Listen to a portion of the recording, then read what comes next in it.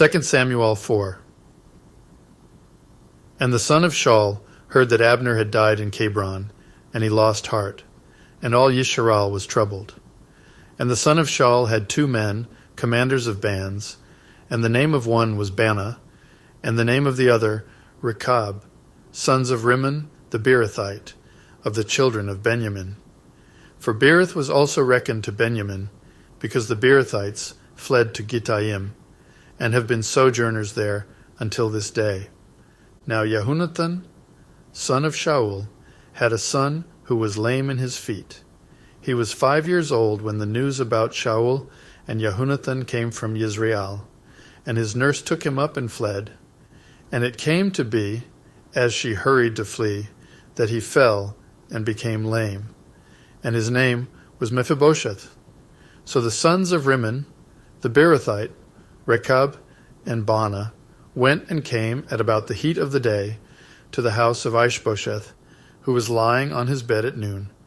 And they came into the midst of the house to fetch wheat, and they struck him in the stomach, and Rechab and Baanah his brother escaped.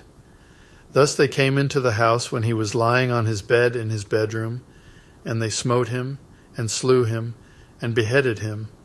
And they took his head, and went the way of the desert plain all night, and brought the head of Ish-bosheth to Daud at Hebron, and said to the king, See, the head of Ish-bosheth, the son of Shaul your enemy, who sought your life.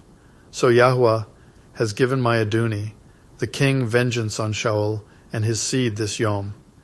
And Daud answered Rechab and Baanah, his brother, sons of Rimmon the Beerothite, and said to them, As Yahuah lives, who has redeemed my life out of all distress, when someone reported to me, saying, See, Shaul is dead, and he was a bearer of Besorah in his own eyes.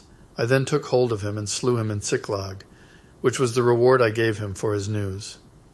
How much more, when lawless men have slain an obedient man in his own house on his bed, should I not now require his blood at your hand, and remove you from the earth? And Daud commanded his young men, and they slew them, and cut off their hands and feet, and hanged them by the pool in Hebron. And they took the head of Ish-bosheth, and buried it in the tomb of Abner in Hebron.